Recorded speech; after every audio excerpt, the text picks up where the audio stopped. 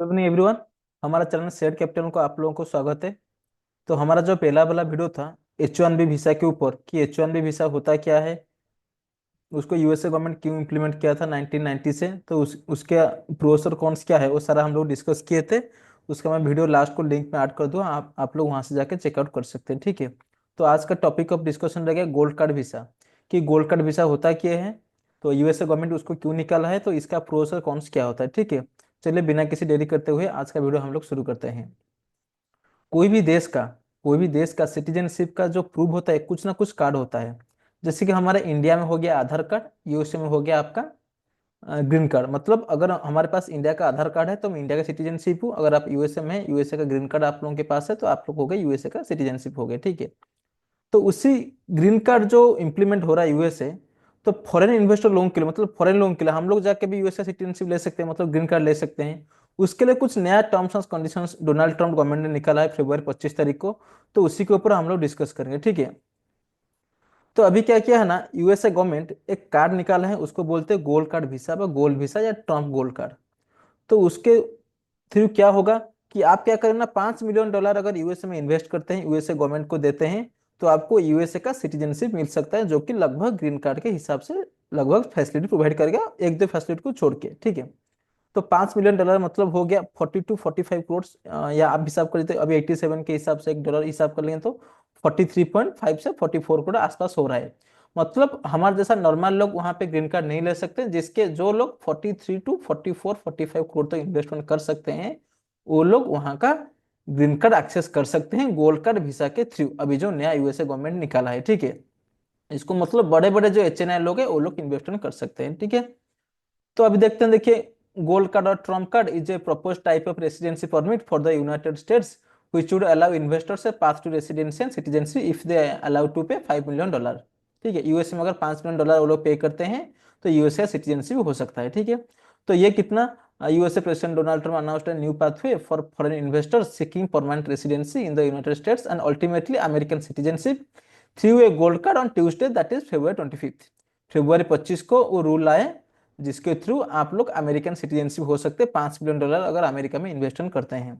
With a price tag of around $5 million it will give people green card privilege. Wealthy people would be coming into our country by buying this card. जो बड़े बड़े लोग हैं वो लोग हमारे देश को आ सकते हैं, ट्रम्प इसीलिए एक कार्ड का रेट $5 मिलियन रखे हैं। तो हाई गोल्डन वीसा क्यों निकाले हैं, देखिए, कोई भी देश का छोटा बड़ा कर्जा हो, इंडिविजुअल हो, देश हो, कंपनी हो, कोई भी हो, सबका छोटा बड़ा कर्जा रहता है। हमारे इंडिया का कुछ कर्जा है, चाइना का कुछ कर्जा है, जापान का है, यूके का है, रूस का है, यूरोप का है, तो उसी हिसाब से यूएसए का भी कर्जा है।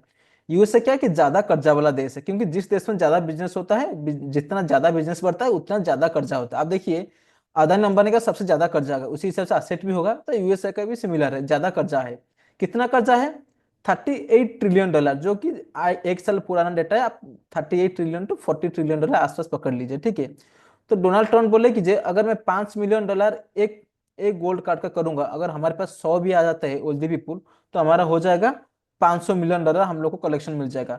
उसी हिसाब से 1000 होता है तो $5000 मिलियन मिल जाएगा। उसी हिसाब से 10,000 हो जाता है तो हम लोग को $50,000 मिलियन का एक अच्छा खासा कलेक्शन लमसम अमाउंट मिल जाएगा, जिसको हम क्या करेंगे, कंट्री का डेवलपमेंट में या फिर यूएसए का जो ऑलरेडी $38 ट्रिलियन का डेप्ट है उसको चुकता करने के लिए हम लोग यूज करेंगे। First case. सेकंड केस, ये जो $38 ट्रिलियन है, ये ऐसा ही नहीं कि 5 6 10 साल के अंदर हो गया है, थ्रू आउट दी सेंचुरीज हो रहा है, 60 70 80 साल के आसपास हो गया है कि कर्जा बढ़ा है। तो इतना बड़ा कर्जा बस एक ही रूल के थ्रू पूरा चुकता नहीं हो सकता। फिर भी ट्रम्प ने टारगेट किए हैं कि 4 से 5 ट्रिलियन डॉलर, $4 से 5 ट्रिलियन गोल्ड कार्ड वीसा के थ्रू सेल आउट करके चुकता कर सकते हैं। ये का हाईली सेलेबल प्रोडक्ट के हिसाब से ग्लोबल मार्केट में खड़ा होगा, जो ट्रम्प सर का प्रेडिक्शन है। The major criteria for golden visas is an individual's ability to pay a substantial amount of money to the host country. As the name suggests, this can happen in the form of investment in government bonds, real estate and more. USA का जगह government bonds में invest होगा कि real estate में invest होगा, कोई भी individual high net worth individual invest करके और सिटीजनशिप ले सकता है। ठीक है।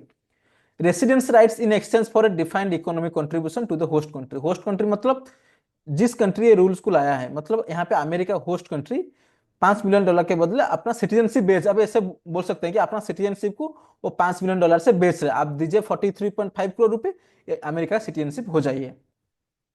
थर्ड पॉइंट जो मेन पॉइंट है, टू रीपे यूएसए डेट।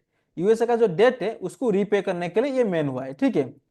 इससे पहले और क्या था, इससे पहले और एक था EB-5 वीसा। तो उस वीसा में क्या था, उसमें क्या था, 800 के डॉलर था, कोई मिलियन में नहीं था, 800 के था। और 800 के था।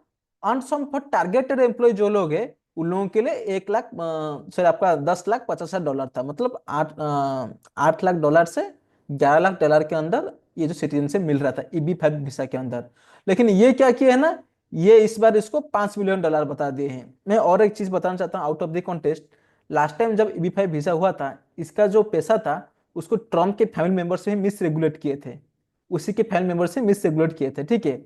तो इसीलिए क्या किया था बाइडेन गवर्नमेंट ने, ये जो है 800 के डॉलर को इसको बढ़ा के कितना, आपका 2 मिलियन डॉलर करने के लिए प्लान किए थे। लेकिन यूएसए का जो कोर्ट, जो सुप्रीम कोर्ट था, वो मना कर दिया कि नहीं, आज इट इज जो रहे कुछ चेंजेस नहीं होगा। लेकिन अभी जैसे ट्रम्प आ गया, उसको चेंजेस हो गया, 5 मिलियन डॉलर हो गया है, ठीक है। मतलब अभी जो लोग सब लेंगे, बस फिल्टर्ड वाला लोग लेंगे, सब नहीं ले पाएंगे। आप देखिए ना, 800 के से हो गया आपका 5 मिलियन, मतलब 800 आपका हो गया मिनिमम कितना, हो गया आपका 8-9 गुना मिनिमम बढ़ गया, ठीक है ना। तो इसीलिए सब लोग नहीं ले पाएंगे, जो फिल्टर वाले लोग ही ले पाएंगे। Pros and cons of golden visa. It is a win win situation for both the individual and the host country. मतलब मेरे पास सपोज 5 मिलियन डॉलर है, मतलब 43 to 44 करोड़ से। मैं इंडिया में बिजनेस कर रहा हूँ, मुझे कोई इशू हो रहा है, यूएसए का गवर्नमेंट बोल रहा है कि नहीं, तुम यहाँ पे बिजनेस करो, यहाँ का सिटीजनशिप हो जाओ, हम तुम्हारा टैक्स कम कम कर देंगे, तुमको ये फैसिलिटी देंगे, जो भी डेप्ट है हम उसको कम इंटरेस्ट में भी दे देंगे। तो मैं वहाँ का सिटीजनशिप लेके मैं वहाँ पे चला जाऊंगा। तो मेरे पास इंडिया का सिटीजनशिप रहा और वहाँ का सिटीजनशिप रहा। बदले में वो लोग, यूएसए का सिटीजनशिप मुझे मिल गया और यूएसए को 44 करोड़ का बड़ा लमसम भी मिल गया। It is a win win situation for both the business. Cons क्या कि money laundering and bad business houses can grow. मतलब जिसके अदानी अदानी अंबानी बोलेंगे कि मैं भी ले लूंगा 43 to 44 करोड़ देके, मेरे हिसाब से मैं कुछ भी बिजनेस चलाऊंगा। तो मतलब इजीली एक्सेसिबल हो गया बड़े लोगों के लिए। वो अपने हिसाब से पैसा देंगे, पैसा से किसके, जैसे किसके सर खरीद रहे हैं, पैसा दो मैं इस इंसान को खरीद रहा हूँ, पैसा देके वो लोग ग्रीन कार्ड यूएसए सिटीजनशिप खरीद रहे हैं, अपने मन माने जो चाहे वो करे, ठीक है। ये हो गया प्रोस एंड कॉन्स, ठीक है। इंपैक्ट ऑन स्टॉक मार्केट, इसके लिए क्या इशू हो सकता है, इसके लिए दो मेन चीज हो सकता है। जो होस्ट कंट्री है उसका इकोनॉमी बूस्ट हो सकता है, क्योंकि उसका डेब्ट रीपे हुआ फास्ट कैश। सेकंड से उसको पैसा मिला इन्वेस्टमेंट करने के लिए। और जहां से जा रहा है, मैं 43 करोड़ दे रहा हूं, मतलब इंडिया का मनी यूएस से जा रहा है, मतलब यहाँ का जो लिक्विड है वो कम होगा। तो इंडिया के लिए बैड न्यूज आएगा। चलो देखते हैं 25 फरवरी को, 24-25 फरवरी को ये जो न्यूज आया था स्टॉक मार्केट के ऊपर क्या इंपैक्ट पड़ता है। मैं अपना चार्ट ओपन करता हूँ आप लोगों के सामने, ये देखिए,